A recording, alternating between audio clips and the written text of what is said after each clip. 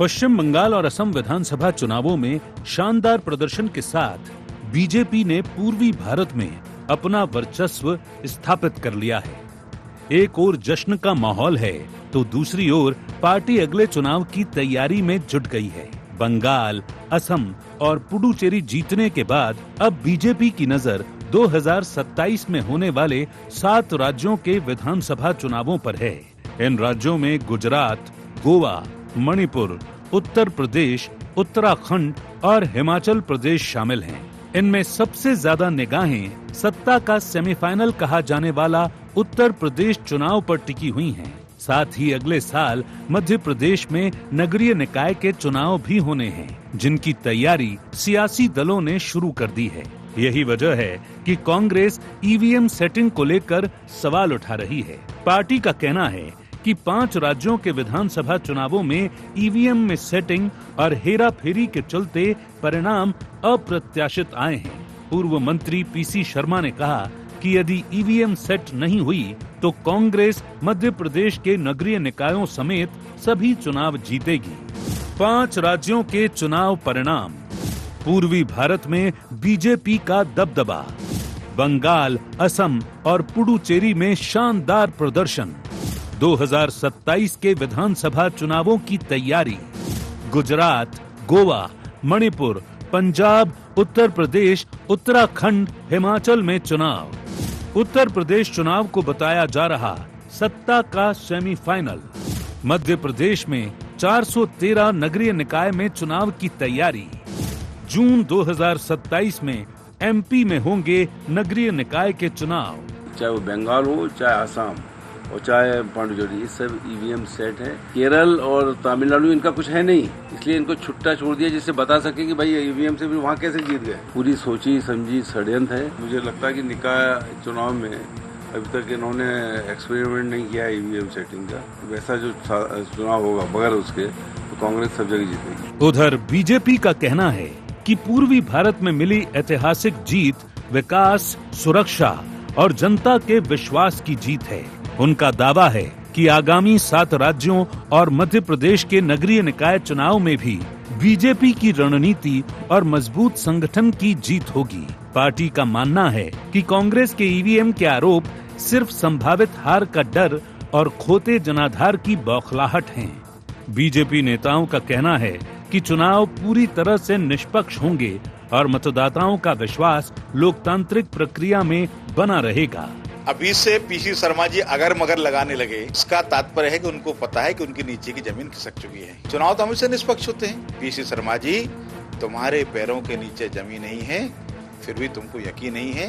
ये हार की पूर्व स्वीकारोक्ति है और भारतीय जनता पार्टी की जीत की पूर्व की गारंटी पीसी शर्मा ने आज से दे दी। तो आप जीतते हो तो ईवीएम अच्छी है, आप हारते हो तो ईवीएम खराब है। इसकी जगह आपको स्वीकारना चाहिए कि आप लीडरशिप है वो खत्म हो चुकी है, आपका कैडर फ्यूज हो चुका है, आपको जमीन पर जाकर मेहनत करना पड़ेगी बजाय इन बहाने बनाने के। कुल मिलाकर बंगाल, असम और पुडुचेरी में मिली बम्पर जीत के बाद बीजेपी अगले चुनावों की रणनीति तैयार कर रही है, जबकि कांग्रेस ईवीएम को लेकर संशय जताकर सियासत की गर्मी बनाए रखना चाह रही है।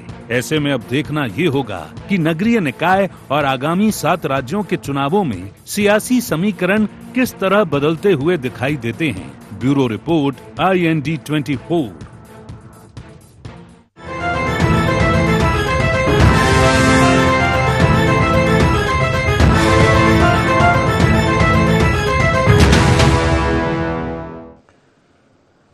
नमस्कार, IND एजेंडा विजय पर बार में आपका स्वागत है। मैं हूं आपके साथ नवीन पुरोहित। चर्चा को विस्तार देंगे उसके पहले IND एजेंडा के मुख्य बिंदुओं की तरफ एक निगाह डाल दें। विधानसभा चुनाव में भारतीय जनता पार्टी की बम्पर जीत के क्या हैं मायने? आगामी चुनावों में कितनी कारगर होगी भारतीय जनता पार्टी की ये रणनीति? मध्य प्रदेश में निकाय चुनाव से पहले क्यों उठ रहे ईवीएम पर सवाल? कांग्रेस के ईवीएम सेट के दावे में कितना दम? नमस्कार, इन्हीं सवालों के साथ चर्चा में आप सबका पुनः स्वागत है। 5 राज्यों के चुनाव, जहां असम में भारतीय जनता पार्टी ने हिमंता बिश्व शर्मा जी के नेतृत्व में। वहाँ एक वो प्रमुख चेहरा थे, मोदी जी तो चेहरा हैं ही हर जगह, लेकिन हिमंता विश्व शर्मा के नेतृत्व में जोरदार वापसी की है असम में। पुडुचेरी में भी भारतीय जनता पार्टी जीती और बंगाल में अप्रत्याशित प्रदर्शन किया है। जहां कांटे का मुकाबला था वहां एक तरफा मुकाबला हो गया। केरल में शुरुआत की है, तमिलनाडु में भी भारतीय जनता पार्टी थोड़ी बहुत कहीं दिखी है, लेकिन केरला में कांग्रेस ने अच्छा प्रदर्शन किया है और तमिलनाडु में टीवीके ने सबको चौंकाया है। कांग्रेस का कहना है कि तमिलनाडु और केरला में कोई माहौल ही नहीं है भारतीय जनता पार्टी का, तो अगर वो जीत कैसे करके भी करेंगे। ईवीएम को उन्होंने प्रश्न चिन्ह के दायरे में रखा है कि ईवीएम में सेटिंग करके ये जीत रहे हैं, लेकिन सेटिंग भी तो वहां होगी जहां माहौल हो। तो इन दो राज्यों में तो माहौल ही नहीं था। बाकी पश्चिम बंगाल में पूरा जोर लगाया, माहौल बनाया और ईवीएम में सेटिंग की। हालांकि एसआईआर पर भी सवाल है, लेकिन एसआईआर के सवाल के पहले राहुल गांधी जी ने तमाम प्रेस कॉन्फ्रेंस की थी कि जो वोटर लिस्ट है वो डिफेक्टेड है। और उसके बाद जब उन्होंने वोटर लिस्ट को लेकर सवाल उठाए कि हर जगह वोटर लिस्ट में बहुत बड़े पैमाने पर भारतीय जनता पार्टी ने धांधली की है और इसमें फर्जी वोटर्स जोड़े हैं, तो फिर वोटर लिस्ट के शुद्धिकरण के लिए इंसेंटिव रिवीजन शुरू हुआ, स्पेशल इंसेंटिव रिवीजन। और ये रिवीजन उल्टे बांस बरेली हो गया। इसमें विपक्षी दलों को बड़ी मुश्किल हो गई। उन्होंने कहा कि हमारी तमाम ऐसे परिचितों के वोट काट दिए, जानने पहचानने वालों के वोट काट दिए जो गलत तरीके से काटे गए। हालांकि उसकी अपनी एक प्रक्रिया है, कुछ छूट भी गए होंगे इसमें, लेकिन अगर वो ठीक थे, अगर वो ऑथेंटिक थे तो कल आगे जुड़ जाएंगे। और जब वो जुड़ जाएंगे तो वो आंकड़ा भी विपक्ष प्रस्तुत करेगा कि देखिए लाखों की संख्या में वोटर्स वोट नहीं डाल पाए, इसलिए ऐसा हुआ। आगे के राज्यों में इस प्रकार की कहानी नहीं होगी।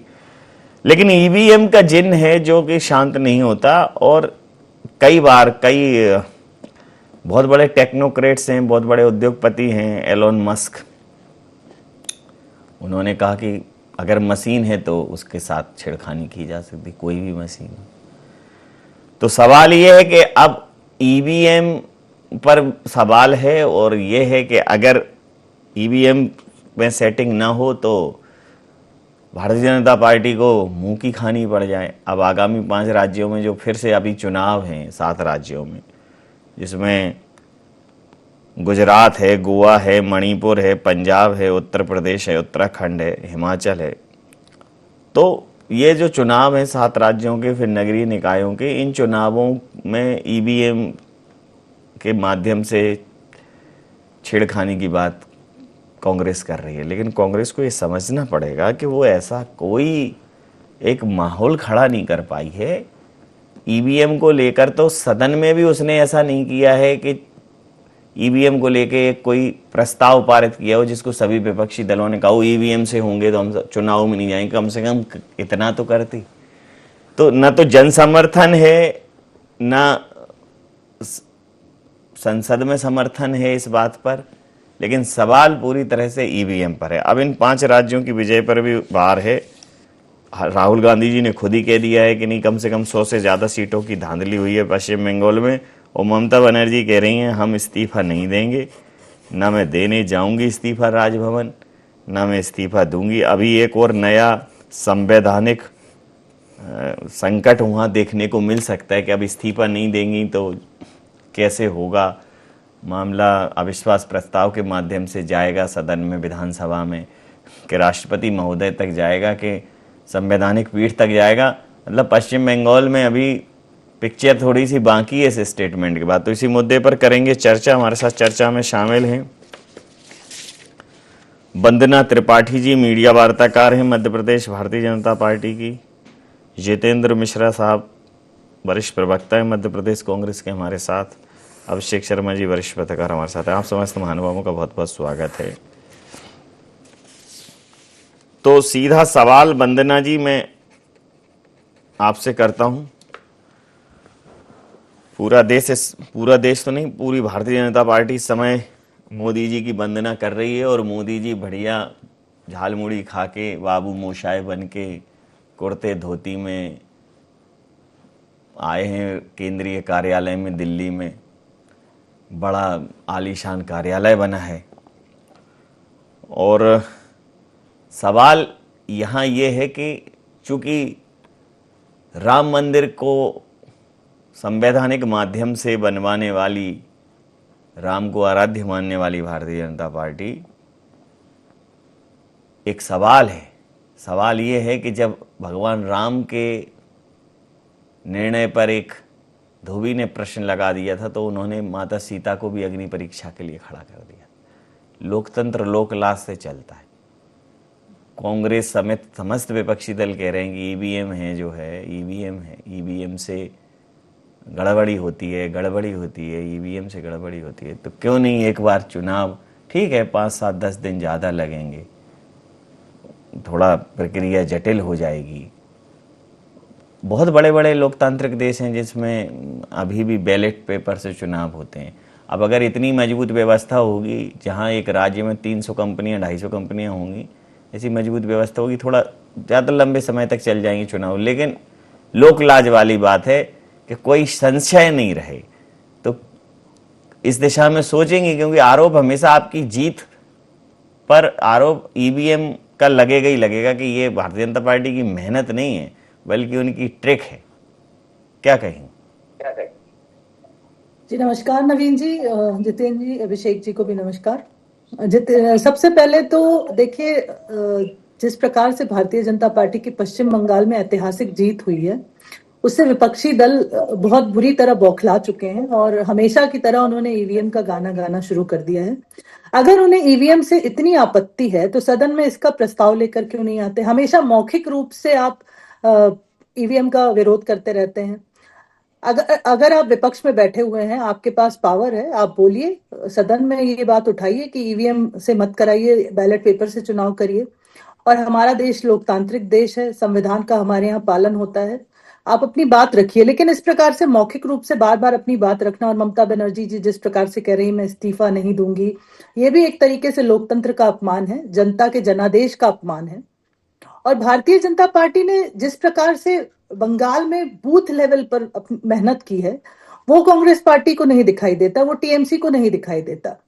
बूथ बूथ पर जाकर हमारे कार्यकर्ताओं ने मेहनत की और एकदम बेसिक लेवल से नवीन जी, वहां पर बूथ से लेके, मंडल से लेके, जिला से लेके प्रदेश स्तर तक मेहनत की गई है और वही कारण है जिसका परिणाम आज देखने को मिल रहा है। कांग्रेस पार्टी इस ओर या टीएमसी या बाकी दल इस ओर नहीं देखते, अपने गिरेबान में झांक कर नहीं देखते कि क्या हमें नहीं करनी चाहिए इस प्रकार की मेहनत।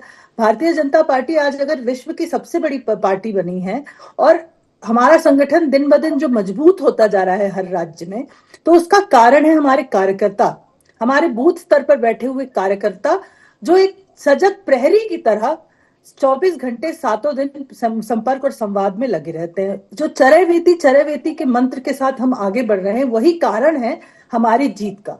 और उन राज्यों में भी हम जीत रहे हैं जिन राज्यों में कभी हमारा बहुत, मतलब एक जमाना था, आपको याद होगा, टीएमसी की सारी सीटें होती थी और भारतीय जनता पार्टी कुल 2 सीटें लेकर आई थी। तो ऐसा भी एक हमने जमाना देखा है और आज आप देखिए कि किस प्रकार से ऐतिहासिक जीत हमने हासिल की है।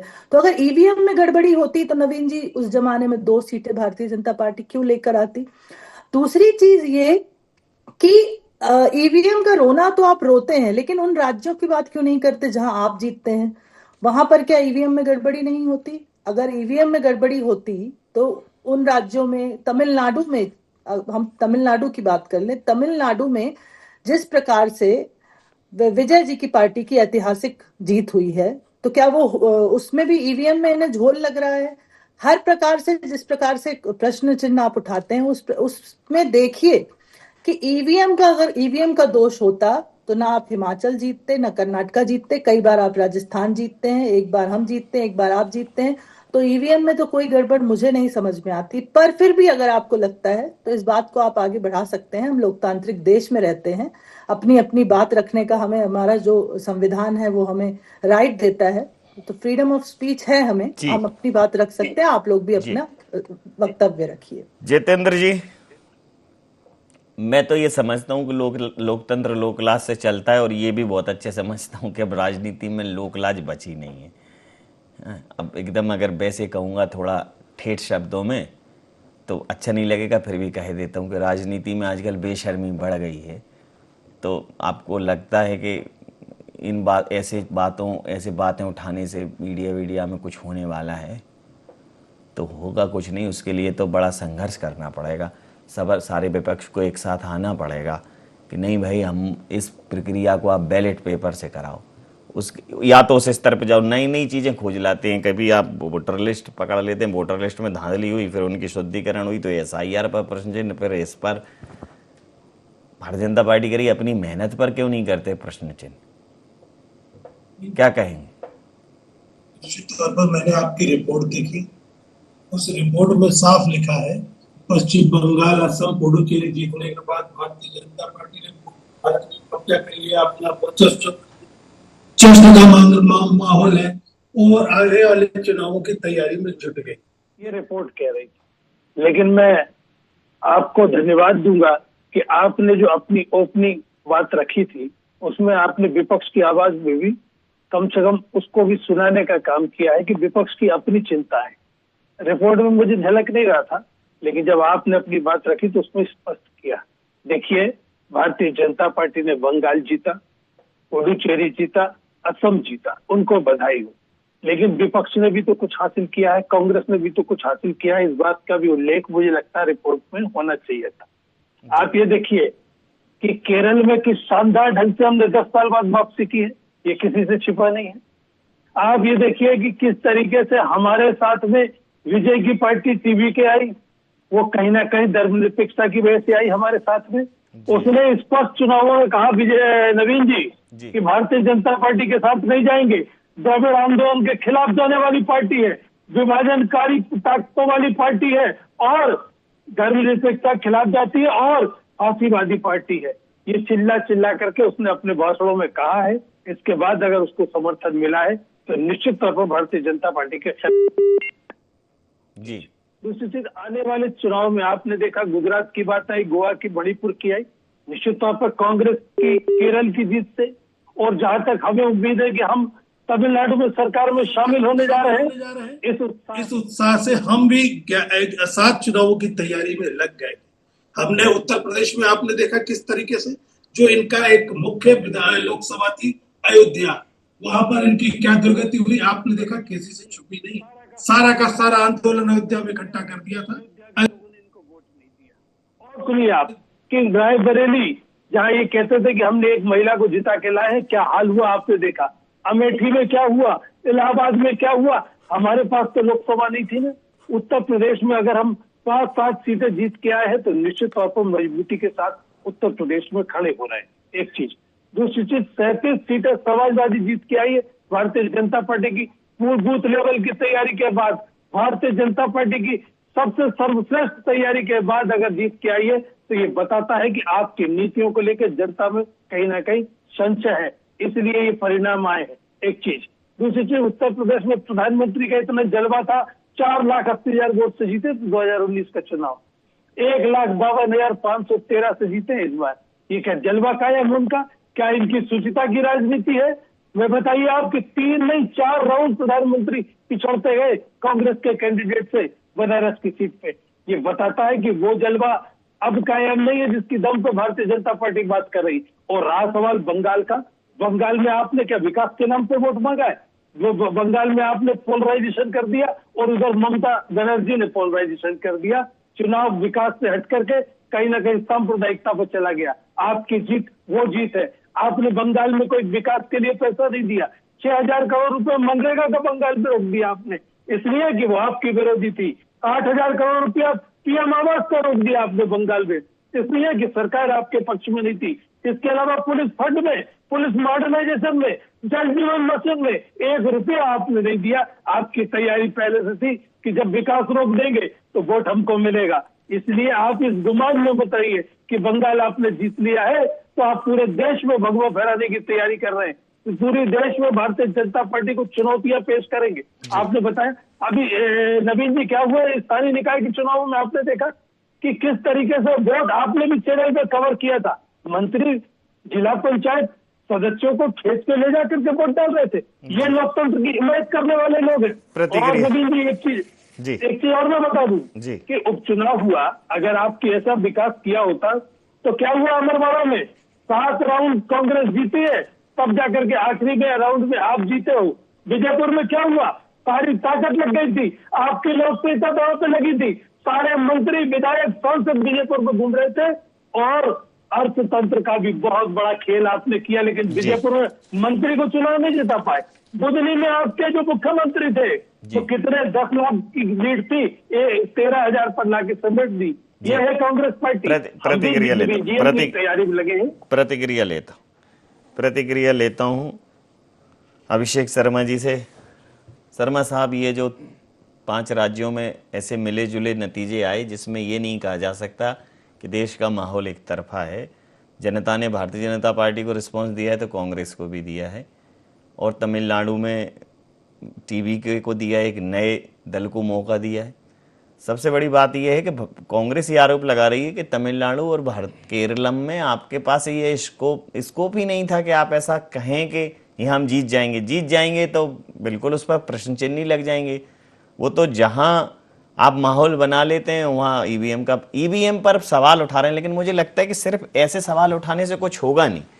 एक बहुत बड़ा प्रदर्शन सारे विपक्षी दलों को आकर करना ही पड़ेगा, सदन में प्रस्ताव लाना पड़ेगा, सदन में सड़क पर फिर कुछ दिखे नहीं इसके अतिरिक्त, तब तो बात बनेगी। अन्यथा आप नए नए कारण ढूंढ के लाते रहेंगे और भारतीय जनता पार्टी उनको ऐसे ही नजरअंदाज करती रहेगी। क्या कहें नवीन जी? एक वो कहावत है कि मैं जीतने चला था, मेरा इंजन चोरी हो गया।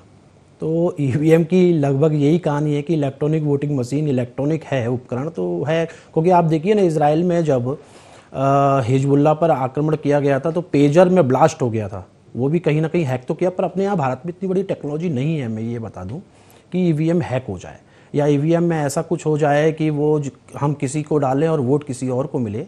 देखिए, मशीनों का यहाँ पर स्वरूप बहुत बड़ा है, इतने सारे मतदान केंद्र होते हैं, बहुत सारी चीज़ें। और जितेंद्र जी ने बहुत अच्छा एक चीज़ बोली कि प्रधानमंत्री मोदी जी पहले 4 लाख से जीते थे, वो उसके बाद आंकड़ा कम हो गया। तो अगर ऐसा ईवीएम में कुछ होता तो ऑब्वियसली वो आंकड़ा 4 लाख के और पार हो जाता। तो देखिए, ईवीएम का जो मुद्दा है वो तो अनंत काल से मैं देखते आ रहा हूँ। अगर ऐसे ही होता तो बंगाल में ये पिछले साल ही, मतलब पिछले चुनाव में जीत चुके होते। तो ऐसा कुछ नहीं है। अगर देखा जाए तो कांग्रेस ने मेहनत करी है, उनको, कांग्रेस को भी पता था कि हमको कहाँ पर मेहनत करनी है। अदरवाइज बंगाल में आप देखिए कि कितनी चुनावी सभाएं थी, वो राहुल गांधी जी ने या कांग्रेस ने कितनी ली, और जो चुनावी सभाएं थी अन्य राज्यों में वहाँ पर कितनी ली। आप देखिए कि अमित शाह से लेकर प्रधानमंत्री मोदी जी लगातार जो है वहाँ पर पश्चिम बंगाल उन्होंने छोड़ा नहीं। अनुराग ठाकुर जैसे ही सवाल आया तो उन्होंने मछली तक खा ली। जो भाजपा ये कहती है कि हम मांस और इन सब से दूर रहना है, हमको जो है शुद्ध शाकाहारी होना है, उन्होंने इस प्रकार स्टंट किया, इस प्रकार किया कि वो भले ही कितना भी मुद्दा मीडिया में उखड़ा, परंतु अनुराग जी ने और मनोज जो वहाँ के अपने दिल्ली के तो उन तक ने जो है वो मछली तक खाने का से परहेज नहीं किया। तो आप ये सोचिए कि उन लोगों ने किस तरीके से किया। वंदना जी ने जो कहा कि हमारी मेहनत की, नो डाउट। आप देखिए, उन्होंने पन्ना प्रमुख तक, मतलब एक पन्ने पर कितने वोटर हैं उसके लिए भी एक प्रभारी नियुक्त कर दिया। तो सत्ता का प्रयोग तो किया उन्होंने। पूरा सीआरपीएफ झोंक दी कि कोई भी एक गुंडा नहीं निकल सकता, कोई भी एक जो है वहां पर चूचा नहीं कर सकता। उत्तर प्रदेश के एक आईपीएस को उन्होंने बिठा दिया, उनके वीडियो काफी वायरल हुए। तो नो डाउट उनकी वर्किंग रही, बहुत अच्छी रही। उसका ये परिणाम है कि पश्चिम बंगाल आज उन्होंने जीत लिया। परंतु यहां पर अगर जितेंद्र जी का अगर देखा जाए तो ये भी बहुत अच्छा है कि जहां पर कांग्रेस को लगा, उन्होंने, कांग्रेस ने भी वहां पर जोड़ तोड़ करके कहीं ना कहीं जो है उन्होंने वहां पर भी अपनी एक प्रमुखता दर्ज कराई। तो ईवीएम का मुद्दा तो देखो ये शुरुआत से चला आ रहा है और ये चलता रहेगा, चाहे कमलनाथ जी हो, चाहे पीसी शर्मा जी हो, इवन मैं तो कहता हूं चाहे राहुल गांधी जी हो, हमेशा ये मुद्दा कहीं ना कहीं रखा। और जो आप कह रहे हैं जिन्न, आपने नवीन जी अभी बहुत अच्छा प्रयोग किया था कि जब जब हम हारेंगे ये ईवीएम का जिन निकल जाएगा, वो निकलेगा। और मैं तो उस पर हूं कि लोकप्रियता जब आपके चरम पर है सर, और शिखर पर है, तो इतना भी संशय क्यों रहने दें, एक बार बैलेट से करा लें, उसमें क्या फर्क है। नहीं तो ये तो देखिए, ये जिस प्रकार विपक्षी दल नारी शक्ति वंदना योजना के लिए एकजुट हुए थे, कहते हैं कि भाई हमने उसको मत को गिरा दिया, पास नहीं होने दिया, तो हो जाए एक बार फिर से ले आए सब लोग एक अपोज। सही बात है, क्या है उसमें फिर एक शॉर्ट 30 सेकंड की प्रतिक्रिया ले लेते हैं। पहला ही राउंड काफी अच्छा विस्तृत तरीके से चर्चा में आ गया। तो जितेंद्र जी, एक संक्षिप्त प्रतिक्रिया के जिन जिन चीजों पर संशय है, विपक्ष कम से कम किसी मुद्दे पर तो एकजुट हो जाए, एक मिनिमम कॉमन प्रोग्राम बन जाना चाहिए, न्यूनतम साझा कार्यक्रम। नवीन जी बनेगा, उसके लिए माहौल बना रहे हैं और एक दिन ये होगा कि आप देखेंगे कि जो जो लोग इस ईवीएम पर अपनी आस्था नहीं रखते हैं वो सारे के सारे लोग सदन में प्रस्ताव भी लाएंगे और अपना सहयोग भी करेंगे। लेकिन सवाल इस बात का है कि भारतीय जनता पार्टी के साथ में, जैसा अभी आपने देखा कि अभिषेक जी ने भी कहा कि ये जीत सभी दलों की है। एक ऐसी पार्टी जो अभी तक रेस में नहीं थी, उसने भी सरकार बनाने जा रही है। कांग्रेस का भी शानदार प्रदर्शन है। हम अपनी तैयारियां इन 7 राज्यों में भी कर रहे हैं। हमने आपको प्रदर्शन भी दिखाया कि किस तरीके से अमेठी से रायबरेली और कहां हमारे इलाहाबाद, सीतापुर और बाराबंकी सीटें जीते हैं। ये दौर होता है, हो सकता है हम पीछे रहते रहे हैं, लेकिन दौर बदलने वाला है। मेहनत कर रहे हैं, मंडलम तक जा रहे हैं, पन्ना प्रभारियों की नियुक्तियां हो रही है, तैयारी बराबरी की है। आने वाले 27 में हम बताएंगे कि हम कितने मजबूती के साथ आगे आ रहे हैं। अच्छा, इसलिए कि हम ये केवल आपसे बात करने के लिए नहीं हो रहा, इसके पीछे हमने आपको तर्क भी दिए कि विजयपुर में हमने मेहनत की, बुधनी में मेहनत की, अमरवाड़ा में मेहनत की, और आपने देखा भारतीय जनता पार्टी की सरकार के नीचे से परिणाम निकल करके आए हैं। तो कांग्रेस की मेहनत में कमी नहीं। हाँ, बंगाल में हम विकास की लड़ाई लड़ते रह गए, दोनों दलों ने पोलराइजेशन किया, बन गई सरकार, कोई चिंता नहीं। लेकिन हम अपने विकास के एजेंडे पर कायम रहेंगे, सरकार को घेरते रहेंगे। आने वाले 7 राज्यों में आप देखेंगे किस मजबूत तैयारी के साथ हम उतर रहे हैं। अंतिम प्रतिक्रिया के साथ चर्चा समाप्त करूंगा।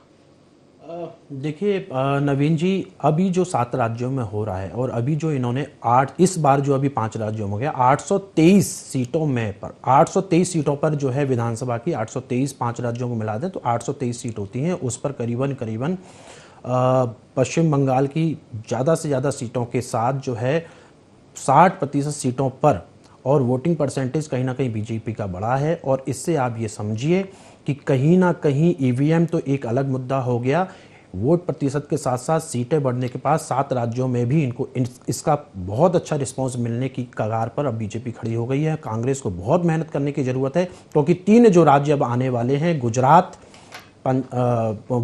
पंजाब और उत्तर प्रदेश, इसमें कांग्रेस को बहुत मेहनत करने की ज़रूरत है। अदरवाइज यहाँ भी फिर से वही ईवीएम का जिन्न फिर से आने वाला है। वंदना जी, आगामी चुनाव में अभी ये जो मुद्दे हैं इन पर पूरा विपक्ष अलग थलग है और यही भारतीय जनता पार्टी को इसका एक माइलेज मिलता है। हालांकि आप कह चुकी हैं कि ज़्यादा समस्या है तो आप एक उसके लिए एक प्रस्ताव लाइए सदन में। जितना बड़ा इस कारण को जिम्मेदार ठहराया जाता है उतनी बड़े तरह से इसका प्रतिरोध तो होना चाहिए। चुनाव के समय ही ईवीएम होती है, फिर ये मुद्दा सिरे से गायब हो जाता है। अंतिम प्रतिक्रिया के साथ चर्चा समाप्त करूंगा।